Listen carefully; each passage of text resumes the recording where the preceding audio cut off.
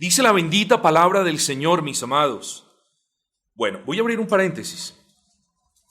Mis amados, leamos la palabra con expectativas, prestemos atención. Esta es una iglesia muy disciplinada, es una iglesia amada que ama al Señor, pero en ocasiones nos volvemos personas mecánicas cuando atendemos a un culto público. Yo eso no lo veo acá realmente. Solamente, hermanos, que en estas consideraciones hay lecciones muy hermosas para nosotros, al menos ha sido de gran bendición para mí y es mi deseo que también lo sean para usted. Así que involucrémonos todos en el culto público, porque el culto público no es una persona hablando, dirigiendo y ustedes repitiendo. No, el culto público es el involucramiento de todas las facultades del alma. En el culto público nuestras mentes están activas, nuestro corazón palpita de deseo de obedecer al Señor, nuestra conciencia redarguida, todo nuestro ser debe ser involucrado. Así que no permita que su pensamiento esté por allí flotando, tráigalo de regreso a la palabra del Señor y alabemos al Señor todos juntos. Dice la palabra del Señor, cierro paréntesis. Entonces, versículo 5 de Mateo 4, el diablo le llevó a la santa ciudad y le puso sobre el pináculo del templo, versículo 6, y le dijo: si eres hijo de Dios, échate abajo, porque escrito está: a sus ángeles mandará acerca de ti, y en sus manos te sostendrá, para que no tropieces con tu pie en piedra. Jesús le dijo: escrito está también: no tentarás al Señor tu Dios. Y sin mucho preámbulo, mis amados hermanos, el título que nosotros tenemos para este sermón número 4, es sencillamente el Cristo tentado. Hemos hablado del Cristo prometido una y otra vez. En tercer lugar, hablamos del Cristo nacido y hoy vamos a hablar del Cristo tentado. Así que vamos a adorar al Señor y vamos a escuchar la predicación de su palabra. ¿Cuán poco conocemos al Señor? Y digo que cuán poco conocemos al Señor porque o leemos poco la Escritura o la leemos mucho, pero no nos maravillamos en las enseñanzas que encontramos en la bendita palabra de Dios. Puede que usted conozca que Él nació en un pesebre, pero lo que le repetía la semana pasada, ¿ha meditado usted en las bendiciones que para su alma hay cuando usted considera dónde nació el Señor? Sí, meditamos en la cruz y es grandioso, pero la semana pasada hacíamos hincapié en eso. Luego, mis amados hermanos, yo digo que puede que usted sepa al respecto del rechazo que sufrió nuestro Señor, pero ¿cuántas lecciones ha derivado usted para su vida? ¿O cuánto se ha fortalecido en su espíritu al meditar en el rechazo que sufrió el Señor Jesucristo? Luego es necesario que nosotros leamos, que conozcamos, que por la gracia del Señor adquiramos sabiduría, pero es menester de igual manera movernos a hacer lo que dice la palabra. Así que leamos bien, pero pidámosle al Señor que nos conceda la gracia de poder extraer la savia, el fruto de la palabra del Señor.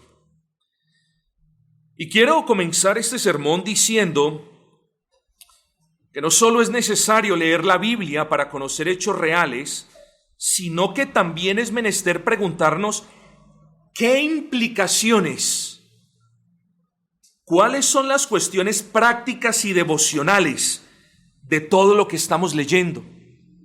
Lo que le estoy queriendo decir es, no solamente lea la Biblia porque le tocó leer hoy un pedazo. Lea la Biblia con expectativas. Lea la Biblia con el deseo que el Señor le ministre. Lea la Escritura con el deseo de que el Señor le esté mostrando cómo mejorar sus procederes, cómo abandonar ciertas prácticas no adecuadas, cómo adherirse más a una obediencia santificadora. Léala con expectativa, no la lea por leerla, no la lea por adquirir conocimiento, no la lea simplemente. El que a menudo la lee de esa manera poco se lleva en su corazón. Es cuando usted comienza a cuestionarse, ¿dónde está Cristo? Oh, aquí veo una nueva cuestión que no sabía. Aquí veo cómo el Señor me está redarguyendo. Aquí veo cómo el Señor está tratando mi corazón. Leámosla de esa manera, mis amados reales. Así que la Biblia no la leemos para conocer hechos reales, eso lo sabemos, sino que es menester que nos preguntemos cuáles son las implicaciones prácticas y devocionales que tienen esos hechos reales sobre nuestras vidas. ¿Cómo lo afectan a usted? Por ejemplo, las vivencias de Cristo. ¿Qué beneficio puede obtener su alma en las tentaciones que sufrió Cristo? Léala de esa manera. Así que vamos a considerar hoy a nuestro bendito Señor Jesucristo siendo tentado. Cuando nosotros escuchamos el Cristo tentado, de inmediato se nos viene, yo diría más a menudo que no, se nos viene a nuestras mentes el pasaje de Mateo capítulo 4. Y es verdad. Pero nuestro Cristo no fue solo tentado en el desierto, ¿usted sabía eso? Nuestro Cristo fue tentado muchas veces durante su ministerio. Y si Dios nos lo permite, ya hoy no hablaremos de eso porque no habrá tiempo, pero la próxima ocasión consideraremos las otras tentaciones que vemos aún en la cruz del Calvario, mis amados. Porque aún en la cruz del Calvario Cristo fue tentado. Y esas cuestiones traen grandes bendiciones, grandes enseñanzas prácticas, devocionales para nuestras almas. Así que hablemos del Cristo tentado. No obstante, es muy importante dejar en claro que cuando hablamos de tentaciones, hablamos de aquellas concupiscencias que se levantan, de aquellos deseos impuros que se levantan dentro de nosotros. Concupiscencias que anhelan los deseos y los placeres de la carne. Concupiscencias que buscan el placer y el beneficio propio por encima del bienestar de los demás. Eso es una tentación. Pero cuando nosotros pensamos en la palabra tentación, de inmediato nos imaginamos a la persona que está viendo algo inapropiado o de la persona que está haciendo algo inapropiado, pero le damos un contexto como de inmoralidad sexual. Y claro que sí, toda inmoralidad sexual es el resultado, es el producto de que las concupiscencias han vencido sobre nosotros. Pero tengamos cuidado, porque las personas son tentadas no a cuestiones de inmoralidad sexual, sino que las personas son tentadas a no ir el día del Señor al culto. Las personas son tentadas a hacer otras cuestiones en el ámbito creyente que no tienen que ver nada con inmoralidad sexual. Luego, cuando pensemos en tentaciones, les pido que le demos un matiz más completo y no las singularicemos para con las cuestiones de inmoralidad sexual, o en palabras más claras, la inmoralidad sexual está incluida dentro de todas las posibles tentaciones, pero nuestro Señor Jesucristo, o cuando leemos al respecto de las tentaciones que sufrió nuestro Señor Jesucristo, ahí vamos a ver que las tentaciones son de un rango mucho más extenso y amplio. El Espíritu Santo nos enseña, se los leo, en Santiago capítulo 1, versículo 13, cuando alguno es tentado, no diga que es tentado de parte de Dios, porque Dios no puede ser tentado ni Él tienta a nadie. Ya nos dice Santiago aquí, ¿cierto? Que cuando nosotros somos tentados, ya sabemos, ojo con esto, de dónde no viene la tentación. Hay alguien a quien la Escritura le da el título de tentador. Ahora bien, no acuse al tentador de todas sus tentaciones. Satanás no tiene que estar a su lado para tentarlo. De su propio corazón brotan concupiscencias. Por eso decimos que la tentación no solamente se levanta desde adentro, desde nuestros propios corazones, sino que es presentada en bandeja de plata desde afuera. Así que nuestra lucha es doble. luchamos con los deseos de la carne y luchamos con las tentaciones que entran o que nos apercibimos de ella por medio de los sentidos. Es una lucha a cuartel, es una lucha de alma y de cuerpo. Luego, cuando pensemos en las tentaciones sufridas por nuestro Señor Jesucristo, tenemos que pensar en términos del diablo mismo tentando a Cristo o del diablo utilizando a otras personas para ponerle zancadilla a la persona de Cristo. Así que nosotros debemos entender que cuando somos tentados, mucho, el gran responsable, diría yo, de la causa de esa tentación es el diablo, o directamente o por medio de quienes le pertenecen, de sus títeres. Entiendan eso, mis amados hermanos.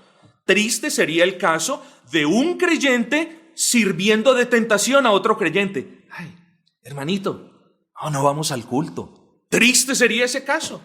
Hermanita, mejor vámonos para allí, venga. Triste sería el caso. Estaríamos actuando como los títeres de Satanás y no como los hijos de Dios que somos.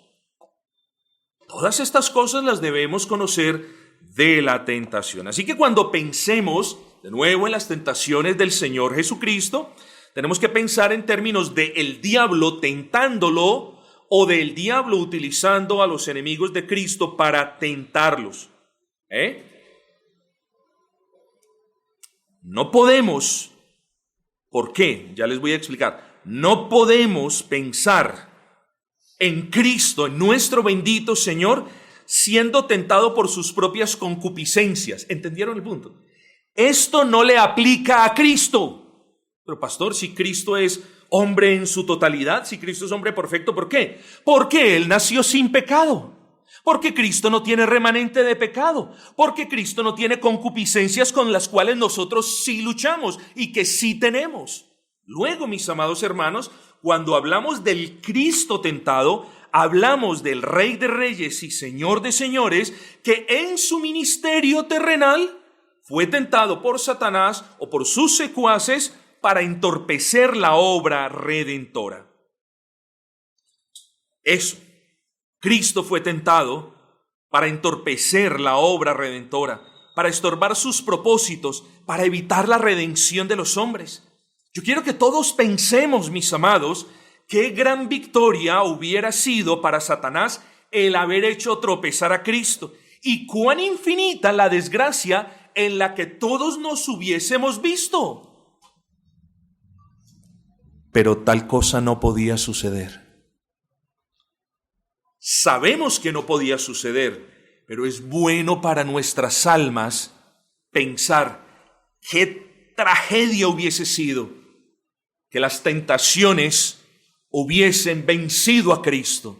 Pero nosotros sabemos, pero Cristo es Dios y Cristo tuvo propósitos, los cuales vamos a ver hoy, por los cuales venció esa tentación. Tal cosa no podía suceder. Estaba dentro de los propósitos de Dios Padre que nuestro Señor Jesucristo fuese tentado por Satanás.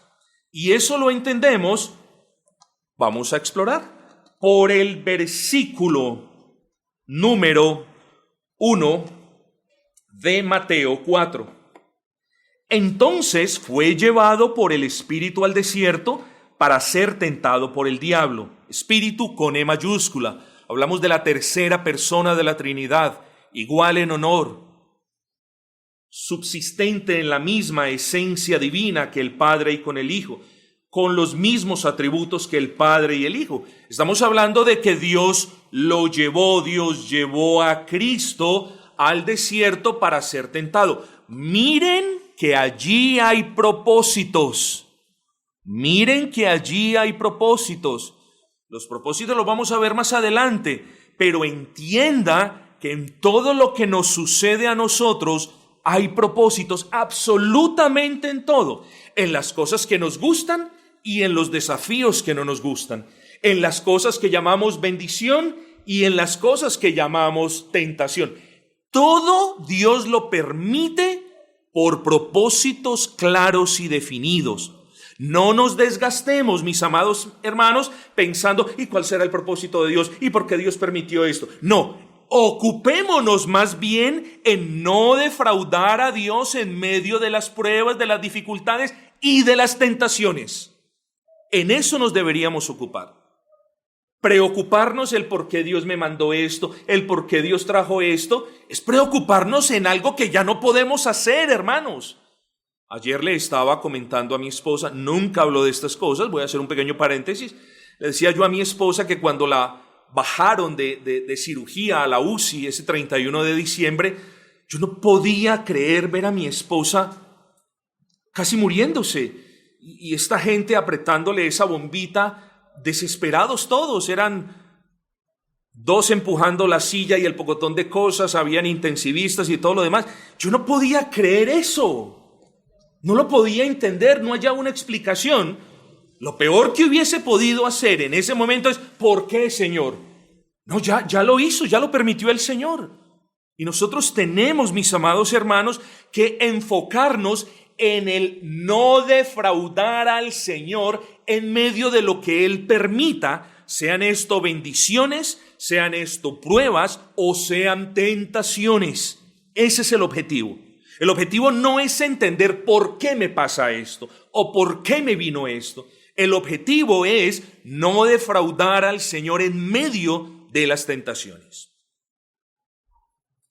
Entonces, si bien es cierto que el Señor fue guiado, llevado, sustentado por el Espíritu al desierto con unos propósitos claros, también es cierto que el propósito de Cristo al permitir ser tentado por el demonio, porque el demonio no lo tentó. Dios le permitió al demonio tentar a su Hijo. Pero el propósito de Cristo, y esto es hermoso, mis amados hermanos, era demostrarle al universo entero que nadie, por muy poderoso que fuese, y que nada, por muy hermoso o valioso que fuese, lo podría desviar de su fidelidad y lealtad para con el Padre. No se le olvide eso, mi amado. Escríbalo el que está escribiéndolo. Pero ese fue el propósito principal de Cristo. Nadie, por muy poderoso que fuese, ni nada por muy valioso que fuese, nadie podría apartarlo de la lealtad, de la fidelidad, de la sujeción de Él para con el Padre. Nadie podría distraerlo de la obra que había venido a cumplir. Y aquí hay enseñanzas para su alma. Cuando consideremos al Cristo tentado, no digamos, bueno, sí, Cristo fue tentado por el diablo. No, aquí hay enseñanzas para su alma. Aquí hay refresco para su ser. Aquí hay vitamina para las fibras de su espíritu, mis amados hermanos. No las dejemos pasar. Quiero que consideremos, esto requería al menos 3 sermones, porque cada una de las tentaciones que vemos en el capítulo número 4 de Mateo, cada una de estas tentaciones, los teólogos, yo particularmente no necesariamente las llamaría así, pero cada una de estas cuestiones recibe o es asociada con un principio doctrinal.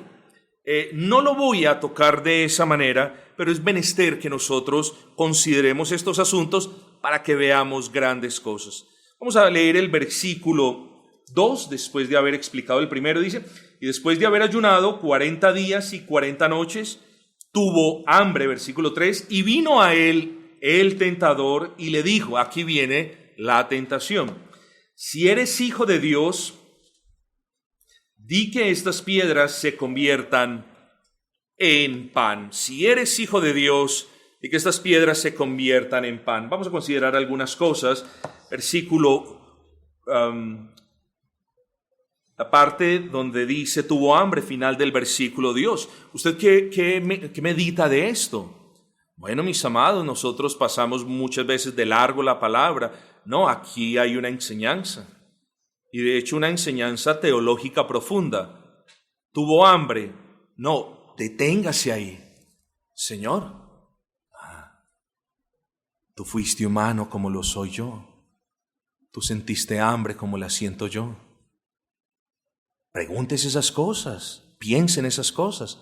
Tú lloraste como lloro yo. tú me conoces mejor que nadie, no solo porque tú me hiciste buen Señor, sino porque tú tomaste forma de hombre como la tengo yo. Tú sentiste frío como en ocasiones lo sufro yo, y también desprecio como yo lo soy. Identifiquémonos con Cristo, mis amados. Estas pequeñas verdades no están ahí para que usted diga, ¿qué será que comería el Señor? No, mis amados, estas verdades están ahí para que nosotros nos preguntemos, miremos la deidad de nuestro Señor y la grandeza suya al descender a este mundo caído, identificándose con nosotros para representarnos en justicia delante del Padre. Esas son las cosas que deberíamos mirar en estas cuestiones. Ahora mire bien lo que sigue. Dice, si eres hijo de Dios. Pregúntese, ¿por qué Satanás le diría, si eres hijo de Dios, cuando Satanás sabía muy a la perfección que él lo era? ¿Por qué? Pregúntese. Bueno, mis amados, es relativamente sencillo. La tentación satánica no solo pretendía que el Señor Jesucristo dudara del cuidado de las providencias del Padre, sino que lo incitaba a Cristo a que manifestara su poder de manera innecesaria. Piensa en esas dos cosas, ¿cierto? ¿Tienes hambre? Él sabía que tenía hambre. Satanás no conoce lo que usted está pensando, pero Satanás conoce lo que usted habla, sus reacciones, sus cuestiones. Ahora, si usted siempre está pensando en cierto tipo de inmoralidad y siempre está cayendo en cierto tipo de inmoralidad, luego uno puede decir, Satanás sabe lo que está pensando, porque esa persona solamente está pensando en esa inmoralidad. Pero Satanás no es omnisciente ni omnipresente, como ya lo consideramos. Así que, bueno, pensemos en esto. La tentación satánica no solo pretendía que Jesucristo dudara del cuidado que el Padre tenía para con él, sino que la tentación satánica es bifásica, es dual, es como una moneda de dos caras, sino que la tentación satánica tenía como propósito incitar a Cristo a que manifestara su poder de una manera absolutamente innecesaria, así como un mago. Y algo similar sucede con nosotros, incluso como hijos de Dios, mis amados. A menudo el tentador viene a tentarnos con ideas como, si tú eres hijo de Dios, no caerás si te tomas 1 o 2 traguitos, no caerás. Si tú eres hijo de Dios, no caerás si te dejas dar un abrazo o un beso, no caemos en pecado.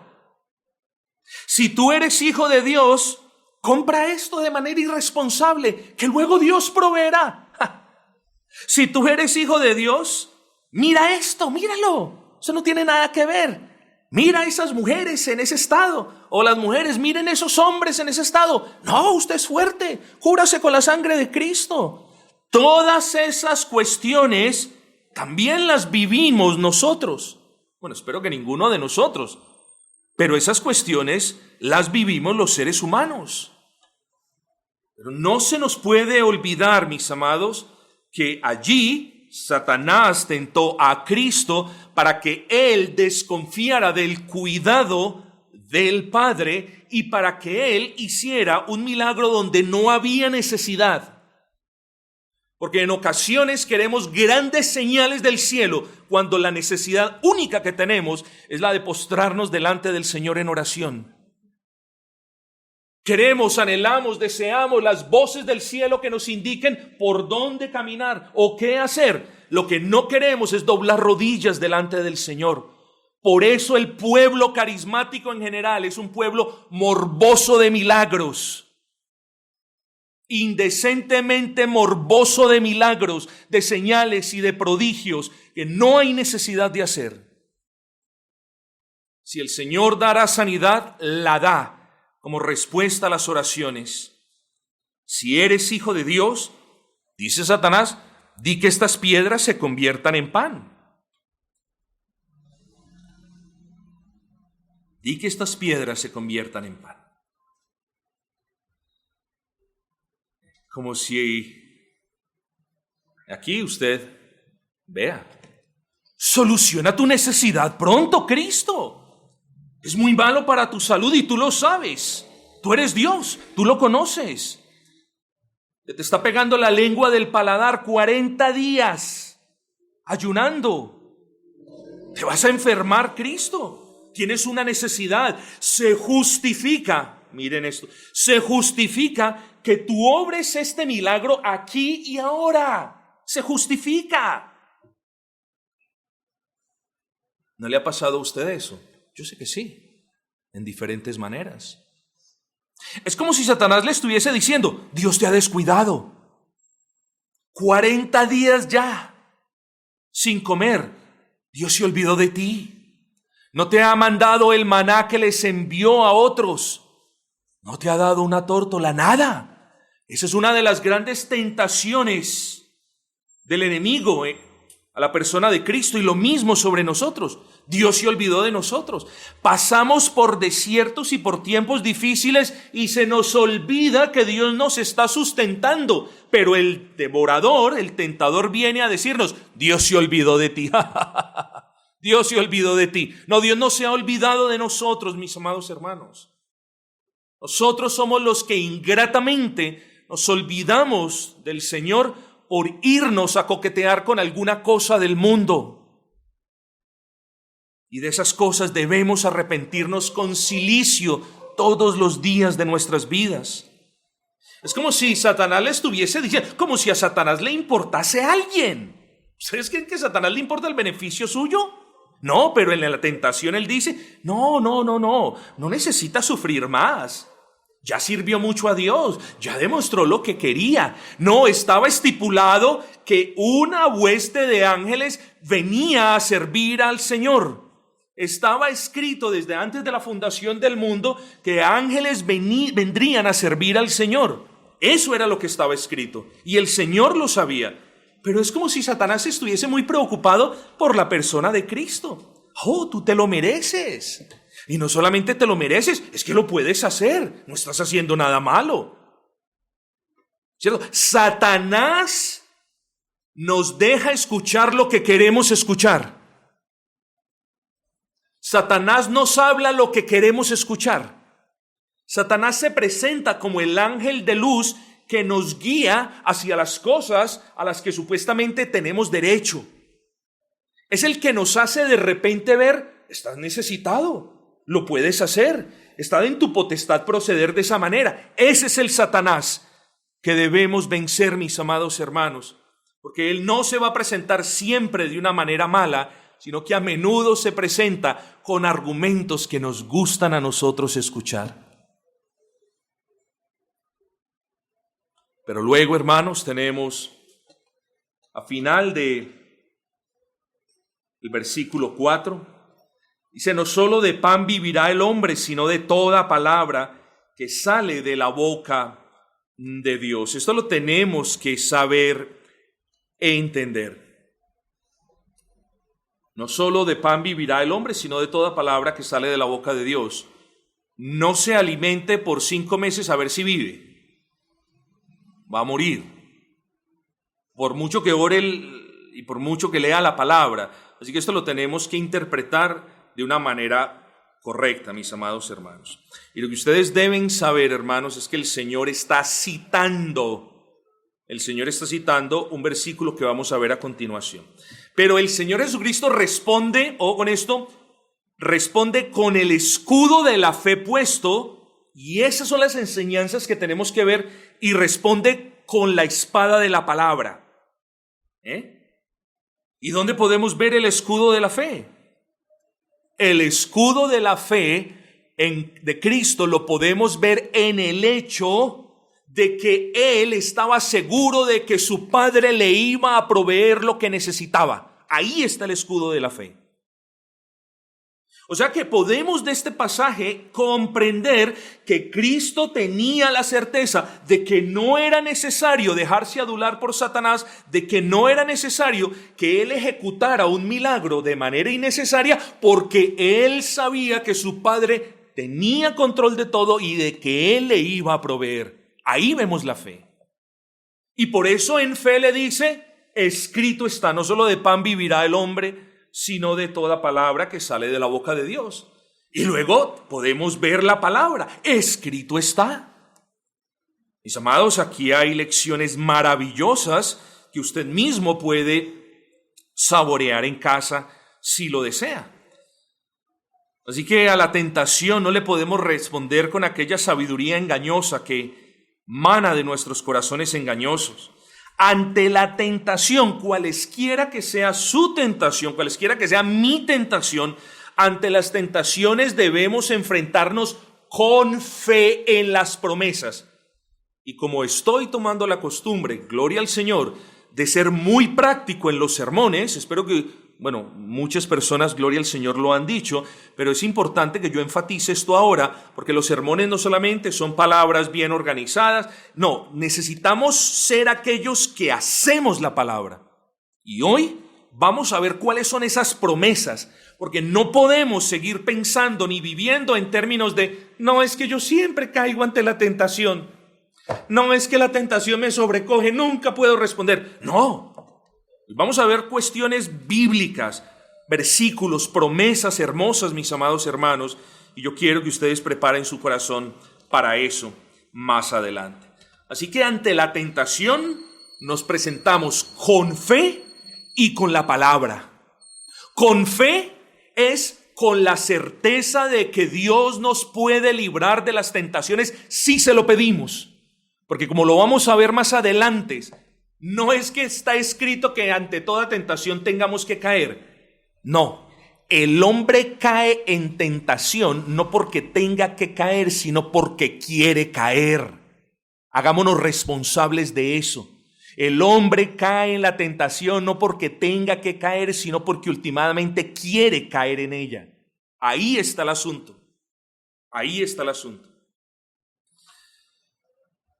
Mis amados hermanos, Cristo está citando la palabra de Dios, aquella palabra en Deuteronomio capítulo 8 versículo 3, y te afligió y te hizo tener hambre, ahí ya van viendo ustedes, y te sustentó con maná, comida que no conocías tú ni tus padres la habían conocido, para hacerte saber que no solo de pan vivirá el hombre, mas de todo lo que sale de la boca de Jehová vivirá el hombre.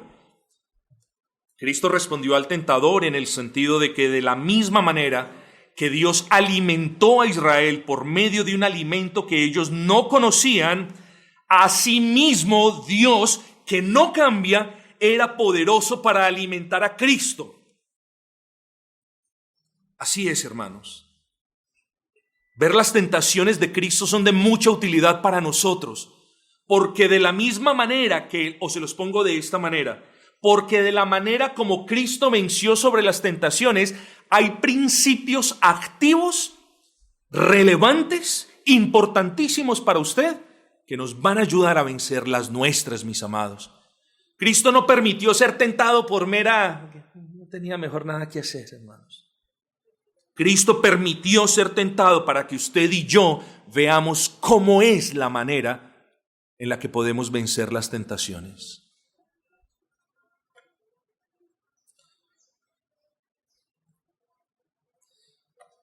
Así que en esta primera tentación satánica, el demonio se enfoca principalmente en el intento de Satanás de que Cristo desconfíe de la providencia de Dios en medio de una necesidad. ¿Okay?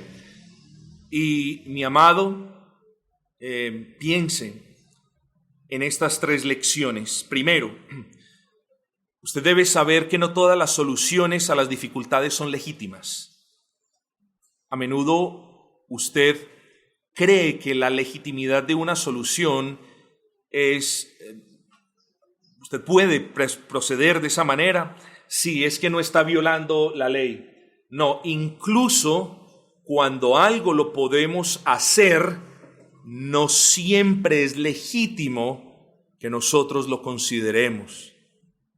Hay otras cuestiones que debemos considerar.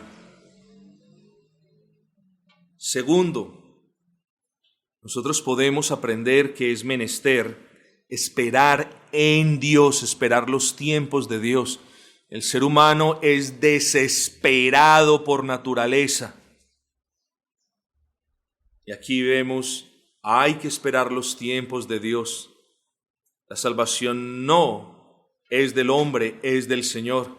Y si Él nos prueba o si Él permite que seamos tentados, no es para vernos caer, es para que dependamos de Él, para que aprendamos a esperar en Él. Es para que ejerzamos la fe en sus promesas. Tercero, yo quiero que usted vea que sí es posible vencer la tentación. Una de las cosas que yo deseo con todo mi corazón, que nosotros como congregación quede marcado en nuestros corazones la mañana de hoy, es que sí es posible vencer la tentación. No pensemos más de la tentación como aquella que aparece y en la que siempre caemos. No piense más de la tentación como aquella trampa que vemos y en la que definitivamente tenemos que caer. Yo siempre lo he dicho desde este púlpito, mis amados hermanos, siempre, cuando la tentación se le presente a usted con vestiduras reales, con promesas que por lo general no cumple, con placeres por lo general que se van a los pocos minutos, cuando la tentación se le presente, usted siempre tiene dos y solo dos caminos.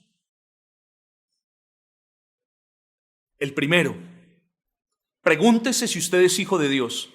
Pregúntese, ¿Cristo en realidad me ha salvado? ¿Yo le pertenezco a Cristo? Pregúntese sinceramente, deténgase un momento. ¿En verdad Cristo me ha salvado? ¿En verdad la gracia del Señor obra en mi corazón? ¿En verdad soy un hijo de Dios? Y dependiendo de la respuesta que honestamente usted se dé en ese momento, eso o lo va a desanimar y entonces pues justifica que usted caiga, o lo va a hacer luchar. Porque si la respuesta es no soy hijo de Dios, entonces pues yo entendería. Este pobre hombre no es hijo de Dios, este pobre hombre no tiene la gracia de Dios, este pobre hombre no tiene el Espíritu Santo en su corazón que lo cele, este pobre hombre no tiene el poder del Señor. Yo entendí, qué lástima, pero yo entendí. Claro, el pobre hombre, la pobre mujer no es un hijo de Dios. Pero si la respuesta honesta nuestra es sí, Señor, soy un hijo de Dios, entonces eso debería despertarnos y debería recordarnos que nuestro Cristo fue tentado para que nosotros podamos vencer de la manera como Cristo venció. No con la facilidad que Cristo venció, porque somos meros mortales, pero sí de la manera como Cristo venció. Entonces, ¿es usted creyente o no es creyente? Porque si no lo es, yo comprendo lo que ha pasado. Lo lamento de verdad, pero comprendo. Pero si usted es creyente, si somos en realidad creyentes, entonces qué vergüenza que cuando se presente la más pequeña de las tentaciones, nosotros ya nos estemos quitando la ropa para sumergirnos y zambullirnos en la piscina de esa tentación. No, mis hermanos, no es así con nosotros. Y deberíamos en el argot militar tener un poquito de más cañaña. Eso significa de más firmeza, de más fortaleza. Pero no solo eso, sino tener sagacidad bíblica y saber y recordar que sí se puede vencer la tentación por medio de la fe y con el escudo de la fe, y con la palabra del Señor. Pero venimos a esta segunda. Versículo 5. Entonces el diablo le llevó a la santa ciudad y le puso sobre el pináculo del templo y le dijo: si eres hijo de Dios, échate abajo, porque escrito está: a sus ángeles mandará acerca de ti y en sus manos te sostendrán para que no tropieces con tu pie en piedra. Miren, hermanos, miren las artimañas de Satanás. En la primera tentación, ojo con esto, Satanás se acerca al Señor, Satanás se acerca a su Dios, a Cristo, y le dice: mira esto, tienes una necesidad, ¿cómo vas a confiar? Mira esto, quizás el Padre se olvidó de ti. Lo que les quiero decir Es que en la primera tentación, Satanás tentó al Señor para que desconfiase de Dios. ¿No es así? Ahora lo trata de engañar diciéndole, confíe en Dios. Tírese desde aquí que Dios lo va a rescatar. Así es Satanás. No solamente mentiroso, sino que él tiene la sagacidad y la capacidad de acomodarse a las circunstancias para siempre en cada circunstancia hacernos caer. Vuelvo y les explico esto, porque esto debe quedar atesorado aquí, en el corazón. En la primera tentación, Satanás se aparece y le dice, desconfíe de Dios. Ese es el propósito, desconfíe de Dios. Lleva 40 días ayunando, mire su necesidad, Dios se olvidó de usted, convierta esta piedra en pan, mire eso. En la segunda le dice, confíe en Dios, no va a pasar nada, usted no va a tener ninguna consecuencia porque escrito está, Dios mandará unos ángeles y lo van a sustentar, usted no se va a morir. Así es Satanás. Unas veces nos dice desconfiemos y otras veces nos dice Dios está con usted cuando no está. Y debemos prestarle atención a estas cuestiones, mis amados. Evidentemente la voluntad de Dios no era que Cristo se arrojase, ni tampoco que Cristo llamase a ángeles para que le ayudasen a salir ileso de esa locura. La voluntad de Dios era la penosa muerte suya en la cruz del Calvario. Esa era la voluntad de Dios. Y sin temor a equivocarnos, yo diría, esto yo no lo he leído en ninguna parte, pero yo diría que la peor tentación que sufrió el Señor, no solamente a manos de Satanás, no solamente a manos de Satanás, sino a manos incluso de Pedro mismo, quien en una ocasión le dijo, Señor, que tal cosa no te acontezca. ¿No recuerdan eso? Yo creo que la tentación más grande que sufrió el Señor fue aquella que le sugería de alguna manera que no fuera a la cruz. Para eso Cristo vino a este mundo, mis amados, para subir a la cruz del Calvario, para llevar sobre sí los pecados de todos los que creen en Él, para sufrir el infierno que merecen los que creen en Él, para derramar su sangre de manera expiatoria por los que creen en Él. Él conocía de antemano el sufrimiento. Él sabía que iba a ser infinito sufrimiento, no solo de cuerpo, hermanos. El Señor Jesucristo en la cruz del Calvario no solo sufrió en su cuerpo, fue un sufrimiento de manera infinita. Sufrió en su alma el repudio, el rechazo de Dios, no porque su hijo fuese un pecador, sino porque estaba haciéndole un favor inmerecido a los pecadores, llevando su pecado sobre él. El sufrimiento de Cristo fue de cuerpo y de alma. Oh, mis amados hermanos, luego la tentación, no vayas a la cruz. Esa es la peor de todas las tentaciones. ¿Y cómo responde el Señor ante esa tentación? Con la palabra. No responde, me voy a hacer un plan, voy mejor a tomar esta situación. En algunas ocasiones tenemos que ajustar modelos de vida, tenemos que ajustar prácticas. Si una persona tiene la tendencia a caer viendo algo, apártese de eso. Si una persona tiene la tendencia a tomarse la copita de vino porque la señora le pidió el favor que fuese a la esquina a traer un pedazo de pan, entonces mande al hijo, vaya usted mismo, señora. Pero en ocasiones, mientras el Señor fortalece, debemos apartarnos del mal. Mis amados, faltaría tiempo para que yo les contara historias. Les voy a contar una, rapidísimo. Y abro paréntesis. Conocí a una persona, llevaba 15 años sin consumir drogas. 15 años, no 1, ni 2, ni 3, ni 4, 15 años. Un día dijo, yo me siento firme. Violación de la regla número 1, el que está firme, mire que no caiga. Pero un día dijo, estoy firme, estoy bien, estoy fortalecido en el Señor, yo estoy firme en el Señor. Muy bien, muy bien. Salió a trabajar en su moto y no volvió a aparecer. En aquel entonces, esa cosa del éxito y esas plazas, eso era pura galería, eso era una olla horrible. La moto la encontraron como a los 6 meses y el hombre no aparecía porque el hombre nunca más volvió a la casa, se entregó al vicio y después lo mataron.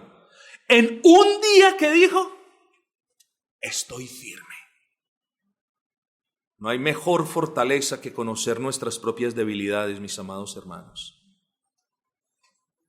Y no nos debería avergonzar si tenemos una debilidad, no nos debería avergonzar traerla delante del Señor para que Él nos fortalezca. No nos debería avergonzar si tenemos una debilidad, hablarla con nuestras esposas y las esposas con sus esposos para que se den fortaleza mutua a los dos.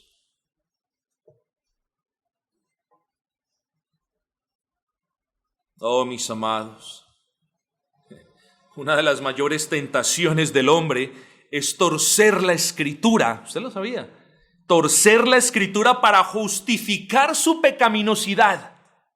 Esa es una de las mayores tentaciones del hombre. No es que yo procedí de esta manera porque, y le da una interpretación nueva a un texto. No es que yo procedí de esta otra manera porque la palabra lo dice. No.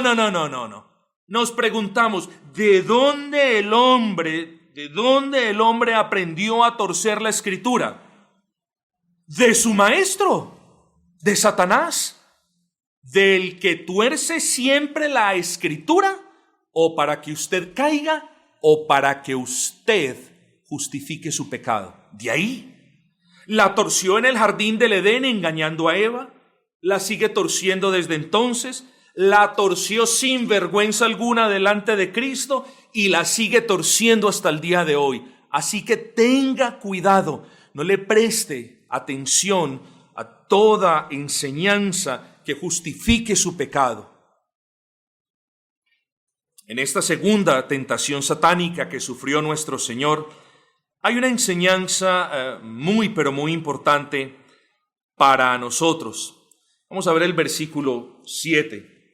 Jesús le dijo, escrito está también, no tentarás al Señor tu Dios.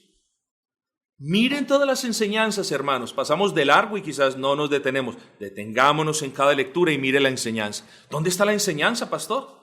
Yo sí veo que dice, no tentarás al Señor tu Dios. ¿Dónde está la enseñanza? En esto. ¿Cuántas veces usted tienta a Dios? ¿Cuántas veces, repito, usted tienta a Dios? Pastor, no sé qué quiere decir, no sé qué significa que yo tiento a Dios. Yo sí le voy a decir, usted tienta a Dios cuando queriendo hacer lo malo, o incluso después de haber hecho lo malo, usted espera de Dios lo bueno. Eso es tentar a Dios. Tentar a Dios es decir, voy a cometer este robo. Yo sé que Dios me va a bendecir porque Él conoce mi necesidad. Eso es tentar a Dios. Tentar a Dios es decir, voy a cometer esta inmoralidad, pero Señor, mira cuánto yo amo a mi hogar. Guárdame, Señor. Eso es tentar a Dios. Le estás pidiendo a Dios que se convierta en tu cómplice. Y Dios no es cómplice ni suyo ni mío, mi hermano. Tentar a Dios es, antes de lanzarse al vacío del pecado, pedirle a Dios que lo libre del guarapazo que se va a meter cuando caiga. Eso es tentar a Dios.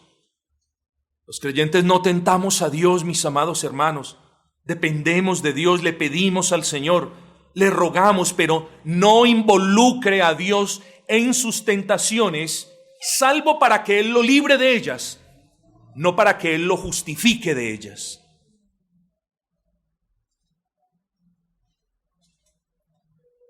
Satanás tiene una virtud que nosotros tenemos unas veces y otras no.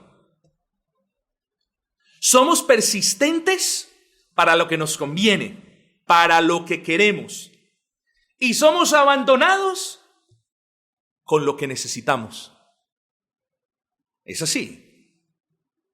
Bueno, Satanás estaba empecinado en ponerle zancadilla a nuestro Señor y entorpecer la obra redentora. Entonces no lo pudo a la primera, insiste. No lo pudo a la segunda, no me voy a rendir. La tercera es la vencida, quizás pensó. Y aquí viene la tercera. Otra vez lo llevó el diablo a un monte muy alto y le mostró, versículo número 8, todos los reinos del mundo y la gloria de ellos, y le dijo, todo esto te daré si postrado me adorares. Entonces Jesús le dijo, vete, Satanás, porque escrito está, al Señor tu Dios adorarás y a Él solo servirás. Esta es la tercera tentación satánica que sufrió nuestro Señor y Salvador Jesucristo. Y bueno, hermanos, como ya se me acabó el tiempo, solamente digamos esto.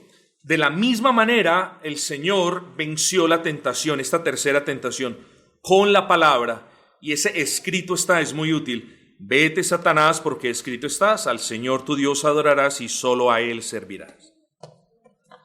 Pastor, sé que Cristo venció la tentación. ¿Todos sabemos, ha quedado claro que Cristo venció la tentación? Sí, nos ha quedado claro. Pastor, yo sé que Cristo venció la tentación. Pastor, pero yo no la puedo vencer. Ese quizás sea tu caso, el tuyo, no sé. Pero yo no la puedo vencer, Señor. Siempre yo estoy cayendo. Es que, pastor, somos muy débiles. Usted, piense en esto, usted no puede vencer porque quizás no se ha querido esforzar. Muchas veces nosotros queremos vencer la tentación de la siguiente manera. Dios, vence la tentación por mí. No. Dios no va a vencer la tentación por ninguno de nosotros. Dios nos puede dar la gracia, el poder, la fortaleza en el Espíritu Santo, pero Dios no tiene por qué descender, meterse en nosotros y hacer algo milagroso para vencer la tentación. Somos nosotros los llamados, los responsables de enfrentarnos a esa tentación. Luego, si usted no puede vencer la tentación, es muy útil que usted se pregunte si en realidad usted se ha esforzado por vencerla. Pregúntese, sea honesto con usted mismo, hermano. Pastor, es que yo siempre caigo. Bueno, usted cae o por lo general las personas que se están cayendo ¿por qué? Por descuidadas. Quizás usted, hermana, quizás usted, hermano, está cayendo en lo mismo por descuidado. Quizás por decir, no, yo no vuelvo a caer en eso y tome. O quizás por descuidar los medios de gracia. Cualesquiera que sea la causa, siempre hay una explicación del por qué usted siempre está cayendo ante la tentación. Siempre la hay. Y la explicación es responsabilidad suya. Y claro, mía como ser humano. Pastor, es que estoy muy débil y pastor, la debilidad. Y usted ya sabe, pastor. Sí, yo he pasado por momentos de debilidad, hermanos. Momentos largos de debilidad. Pero sí he probado la gracia del Señor. No nos podemos quedar sumidos en las debilidades, mis amados hermanos. Y si usted cae ante la tentación, porque su explicación es, estoy débil, entonces fortalézcase en el Señor. Noten que siempre hay una solución. Y ahorita vamos a ver, siempre hay unas promesas. Pastor, no puedo vencer la tentación. No, mis amados hermanos, dejemos, como dicen aquí en Colombia, cambie ese chip. Ese chip fue implantado por el mundo, por Satanás. Nosotros no pensamos de esa manera. Sí, puede que resbalemos, sí, que nos desanimemos, sí, que caigamos, pero yo no puedo pensar de la manera que piensa el mundo, que para todo hay justificación, que en todos los pecados hay una razón de ser, que en la caída de la tentación siempre hay un justificante. No lo veamos así. No normalicemos la tentación y peor el caer en ella, no la normalicemos. Eso no es normal, mis amados hermanos. Es normal para quienes no tienen el Espíritu de Cristo morando en ellos, pero no es normal para quienes por la gracia del Señor hemos sido salvos. Concienticémonos de eso. No rebajemos el estándar a un estándar que diga, sí, es normal. No, miremos el estándar de la Biblia y esforcémonos, hermanos, con la ayuda de Dios por alcanzarlo, por honrar al Señor en esas tentaciones. Pero terminemos el sermón considerando esto. Pastor, ¿en verdad puedo vencer la tentación? Sí, hermanos. Sí podemos vencer. Y con muchas cosas que decir, yo quiero hablar de 3 promesas de manera puntual. 3 promesas. Primera, hermano querido, hermana, no existe ni una tentación, ni una, en la que usted tenga que caer sí o sí. Metas eso en la cabeza, porque es bíblico y ya se lo voy a probar. No existe ninguna tentación en la que usted tenga que caer sí o sí. Se ha visto sobrecogido por una tentación muy grande. Escrito está: no le ha sobrevenido a ninguno de ustedes tentación que no sea humana. Escrito está. Créala. Está escrita. No nos ha venido a ninguno de nosotros una tentación que no sea para nosotros. Somos humanos y nos vienen tentaciones angelicales. No. Somos humanos y nos vienen tentaciones humanas. No os ha venido sobre ninguno de nosotros tentación que no sea humana. Abraza esa promesa. Es la primera parte del versículo de 1 de Corintios, capítulo 10, versículo 13. Abraza esa promesa. La segunda: pastor, yo caigo en la tentación. Es que hay unos descarados en realidad. Hay unos descarados, se aprovechan, se refugian en el calvinismo para decir, Dios es soberano. Yo tenía que caer en la tentación sí o sí. Dios es soberano, Dios lo permitió. Descarados. ¿Saben cómo se llaman esas personas? O nos llamamos nosotros cuando así hablamos, sinvergüenzas. No nos da vergüenza citar el ser divino para justificar nuestro pecado. Y lo segundo que nosotros tenemos que ver, la segunda promesa, es esta: Dios nunca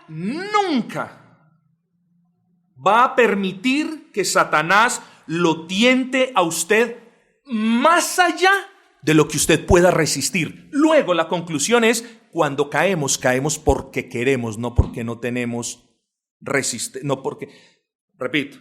Luego la conclusión es: cuando caemos porque queremos y no porque Dios quiere que caigamos. Y ahí está la segunda parte del versículo de 1 de Corintios, capítulo 10, versículo 13. Fiel es Dios que no os dejará ser tentados más de lo que podéis resistir. Piensen en eso. Solo le podríamos achacar, lo digo en términos muy respetuosos, solo le podríamos achacar la culpa a Dios si la palabra dijese, pero es que en ocasiones Dios permite que nosotros seamos tentados de una manera en la que nosotros no podemos resistir. No, dice todo lo opuesto. Primero, dice, las tentaciones son humanas para los humanos. Y segundo, nunca una tentación para usted va a sobrepasar el límite de las fuerzas que usted tiene para rechazarlas. Tremendo, hermanos. Tercera promesa. Pastor, es que yo caigo. Yo me siento solo, pastor. Me siento solo. Sí, por eso caigo, porque estoy solo, pastor. Mi amado, tercera promesa. No hay tentación en la que usted se encuentre desamparado. Cuando usted está frente a una tentación, sí, usted está viendo allí el placer potencial, las ganancias potenciales, aquello de lo que usted se va a beneficiar, bla, bla, bla, todas estas cosas, y piensa que está solo. No, usted no está solo. Cuando usted cae ante la tentación, cae delante de los ojos de Dios. Y cuando usted vence la tentación, la vence por el poder y por la gracia de Dios. Dios está con nosotros en medio de cada tentación, mis amados.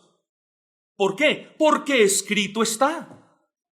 Segunda de Pedro 2:9. ¿Sabe el Señor librar de tentación a los piadosos? Por favor, entienda esto, mi amado. Si nosotros caemos en la tentación es porque queremos. Pero pastor, no diga eso. Sí lo digo. Eso es lo que dice la palabra, mis amados.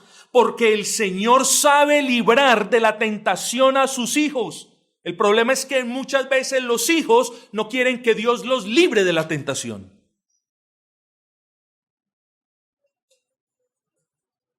Cuarta promesa. Pastor, usted no sabe. Pastor, mi tentación es insoportable. Mi tentación es insoportable. No, hermano, no hay tentación insoportable. Hay creyentes que en vez de resistirlas, corren presurosos a sus lazos mortales. Pastor, deme un consejo. Mi amado hermano, resista un poquito. Aprenda a resistir, comience, si no tiene toda la fuerza para decir, no lo voy a hacer, porque quiero honrar a Cristo, y le doy la vuelta y me voy hacia el lado opuesto. Si eso todavía no lo puede hacer, aprenda a resistir un poquito. Y estoy muy convencido de que en la fuerza que le hace falta, Cristo lo va a fortalecer y la va a completar. Muy convencido estoy de eso. Yo no puedo concebir un Dios, no existe un Dios que no le reponga a sus hijos cuando sus hijos hacen un esfuerzo por apartarse de esas tentaciones de verdad de corazón. Ojo con esto. Pastor, entonces no puedo resistir la tentación. Bendecido el varón que soporta la tentación, porque cuando la haya resistido recibirá la corona de vida. Santiago 1:12. O sea que sí se puede resistir, sí se puede soportar. ¿Quiere usted soportar la tentación? Eso es otro asunto, pero espero que todos nosotros, los creyentes, sí lo hagamos. Mis amados, he aquí pues algunos aspectos del Cristo tentado. Permitió que Satanás lo tentase para mostrar su superioridad sobre él, para presentarse delante de nosotros como ejemplo de victoria y para asemejarse a nosotros en nuestras tentaciones y debilidades, porque escrito está, porque no tenemos un sumo sacerdote que no pueda compadecerse de nuestras debilidades, sino uno que fue tentado en todo según nuestra semejanza, pero sin pecado. Hubo propósitos grandísimos cuando Cristo permitió que el tentador lo tentase. Yo solamente quiero decir esto. Qué iluminador saber que Cristo fue tentado hasta en la misma cruz, porque eso le da una enseñanza a usted. ¿Cuál, pastor? Que usted va a ser tentado hasta en el lecho de su muerte. Hasta ahí va a ser tentado usted. Que Satanás siempre buscará desviarlo de los caminos de Cristo. Que Satanás siempre tratará de engatusarlo para que usted le dé la espalda a la cabeza que es Cristo y al cuerpo de esa cabeza que es la iglesia. Siempre. Satanás siempre va a estar allí susurrando en su lecho de muerte para que usted reniegue de Cristo, para que usted se amargue en contra de Cristo. ¿Cristo fue tentado en la cruz? No se nos sorprenda que nosotros también seamos tentados en el lecho de muerte. Qué bendición que Cristo haya permitido ser tentado, para que nosotros se nos olvide que Él, Cristo, nuestro Rey, Señor, es el vencedor, y que en Cristo nosotros somos más que vencedores, hermanos. Es momento de apropiarnos de esas realidades, es momento de concientizarnos de nuestra identidad en Cristo. Si hasta hoy usted ha vivido de manera endeble, quiera Dios que a partir de hoy, con la gracia y la bendición del Altísimo, usted pueda decir, soy más que vencedor en aquel que me amó. 3. Qué aliento que Cristo, habiendo sido tentado, se compadece de nosotros que lo somos a diario. Qué gran consuelo saber eso, mis amados hermanos. Que Dios no nos envió a este mundo a que, oigan, suerte, resuelva como pueda.